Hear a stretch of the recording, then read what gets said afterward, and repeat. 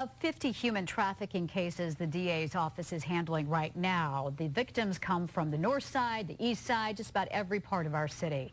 News 4 San Antonio's Melissa Vega joins us tonight with an inside look into trafficking here in Bexar County. Melissa? Well, I sat down with the Bexar County Assistant District Attorney who heads up the Human Trafficking Unit. She describes how a teenager getting into a fight with their parents could lead them right into the hands of a trafficker.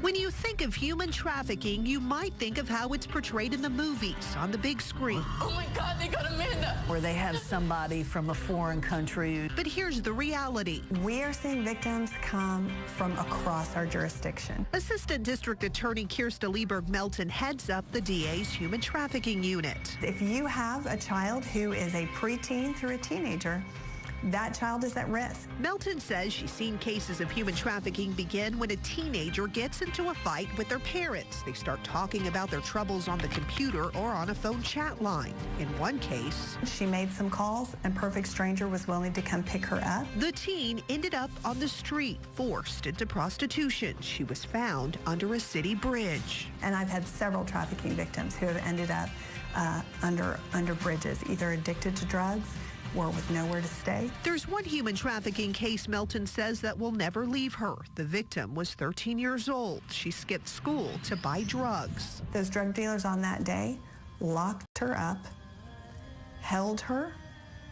They tied her up, they raped her, and they kept her for a week and a half, and they sold her to anybody who had extra money after they came in to buy their drugs.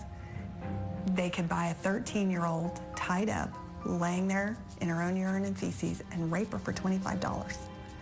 That's happening a few miles from this courthouse. Melton says parents should talk to their children about trafficking because it doesn't discriminate. Even good kids, okay, even kids who make great grades and have college plans and are in extracurriculars can make mistakes of judgment. Keep a close eye on what your child is up to, especially online, because at the end of the day, there are people all over this community and others that are willing to come and take your child.